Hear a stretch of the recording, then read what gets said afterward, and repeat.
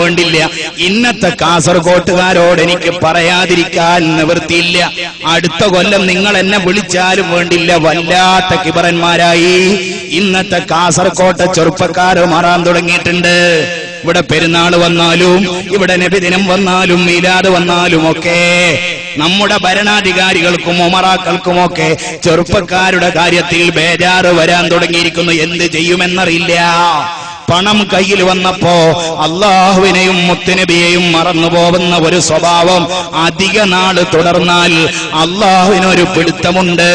ആരൊക്കെ വലിപ്പത്തരം കാണിച്ചോ അവരെയൊക്കെ ഇരുത്തേണ്ടടുത്തിരുത്തിയ അള്ളാഹു തന്നെയാണ് എന്നെയും നിങ്ങളെയും നിയന്ത്രിക്കുന്നതെന്ന കഥയൊക്കെ ആരും മറന്നു പോകരുതെന്ന് സാന്ദർഭികമായി ഞാൻ ഓർമ്മപ്പെടുത്തുന്നു. മയക്കുമരുന്നിന്റെ, കള്ളക്കടത്തിന്റെ, കഞ്ചാവ് കച്ചവടത്തിന്റെ, മദ്യത്തിന്റെ, ലഹരിയുടെ, വ്യഭിചാരത്തിന്റെ എന്ന് വേണ്ട പുതിയ പുതിയ വൃത്തികേടിന്റെ വഴികളിലൂടെ സഞ്ചരിക്കുന്ന എന്റെ പ്രിയപ്പെട്ട ചെറുപ്പക്കാരെ, ഈ കാസർഗോഡിന്റെ മണ്ണെന്ന് പറഞ്ഞാൽ ഈ മണ്ണിനെങ്ങാനും അല്ലാഹു നാവ് കൊടുത്തെങ്കിൽ ഈ മണ്ണ് പറയുന്ന കഥ സ്വഹാബത്തിന്റെ കഥയാണ് കേട്ടോ, ഔലിയാക്കളുടെ കഥയാണ് കേട്ടോ. ആ മാലിക് ബിൻ ദീനാർ തങ്ങളുടെ പാദം പതിഞ്ഞ മണ്ണിൽ കിടന്നിട്ട് ആര് ഗുരുത്തക്കേട് കാണിച്ചാലും നാളെ റബ്ബിന്റെ കോടതിയിൽ ഈ ഭൂമി വിളിച്ചു പറയുമെന്ന ഒരു കഥ മറന്നു പോവണ്ട കേട്ടോ. ഒരു ബോധത്തോടുകൂടെ ജീവിക്കുക. അള്ളാഹുവിന്റെ റസൂലിൽ നിന്ന് പഠിക്കേണ്ട ഏറ്റവും വലിയ പാഠം ലാളിത്യമാണ്, വലിപ്പത്തരമല്ല. ഇന്നെല്ലാവർക്കും തോന്നുന്നത് ആരും തരക്കേടില്ലെന്നാണ്. അങ്ങനെ തോന്നുമ്പോഴാണല്ലോ ഓരോരുത്തർ അവർക്ക് തോന്നിയതുപോലെ പ്രവർത്തിക്കുന്നത്. പെണ്ണുങ്ങൾക്ക് തോന്നുന്നു ഞങ്ങൾ തരക്കേടില്ലെന്ന്. ആർഭാടത്തോടെ തോളിലൊരു ബാഗും കയ്യിലൊരു മൊബൈൽ ഫോണും ഒക്കെ ആയിട്ട് കാസർകോട്ടങ്ങാടിയിൽ തെണ്ടി നടക്കുന്ന ആടുകളെ പോലെ റോഡിന്റെ ഇപ്പുറത്ത് നിന്ന് അപ്പുറത്തേക്ക്, അപ്പുറത്ത് നിന്ന് ഇപ്പുറത്തേക്ക് ഇങ്ങനെ തെണ്ടി നടക്കുമ്പോ പെണ്ണേ, അള്ളാഹുവിന്റെ റസൂല് നിനക്കുണ്ടാക്കി തന്നൊരഭിമാനമുണ്ട്. ആ അഭിമാനം മറന്നുപോവരുത് കേട്ടോ, മറന്നുപോവണ്ട. ഈ ശരീരത്തിന്റെ സൗന്ദര്യമൊന്നും അധികം നിലനിൽക്കൂല. അതേപോലെ തന്നെ ചെറുപ്പക്കാരാ, നിന്റെ ആരോഗ്യമൊന്നും അധികം നിലനിൽക്കൂല കേട്ടോ. അതേപോലെ ആധുനിക മുതലാളിമാരെ എന്ത് ചെയ്യണമെന്നറിയുന്നില്ല. പണമിങ് കയ്യിൽ വരുമ്പോ എന്ത് ചെയ്യണമെന്നറിയുന്നില്ല. എന്തൊക്കെയോ ഇവിടെ സമ്പാദിച്ചു കൂട്ടണം. അങ്ങനത്തെ വീട് വേണം, ഇങ്ങനത്തെ സൗകര്യം വേണം. വീട്ടുകോലായിൽ കാലിൽ കാലെടുത്തു വെച്ച് കാനൂലിളക്കുന്നു. 5 കൊല്ലമായി പണി തുടങ്ങിയിട്ട് തീർന്നിട്ടില്ല.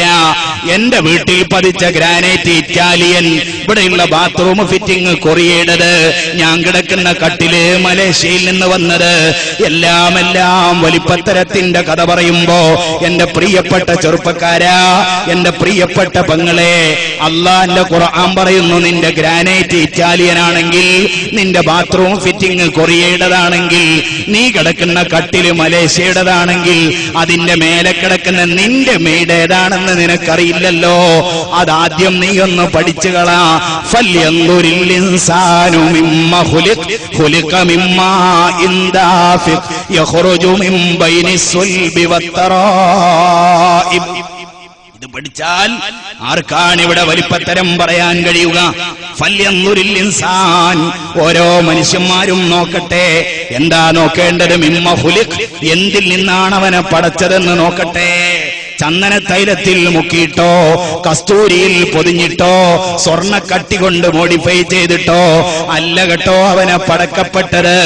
മിമ്മാ ഇൻദാഫിഖ്, തെറിച്ചു വീഴുന്ന, കണ്ടാൽ അറപ്പ് തോന്നുന്ന, വെറുപ്പ് തോന്നുന്ന ഒരു തുള്ളി വെള്ളത്തിൽ നിന്നാണ് കേട്ടോ. ലോകസുന്ദരനായാലും വേണ്ടില്ല, ലോകസുന്ദരിയായാലും വേണ്ടില്ല, കിബറനായ പണക്കാരനായാലും വേണ്ടില്ല, ആധുനിക അധികാരിയായാലും വേണ്ടില്ല, നിന്നെ പടക്കപ്പെട്ടത് ഒരു തുള്ളി വെള്ളത്തിൽ നിന്ന്.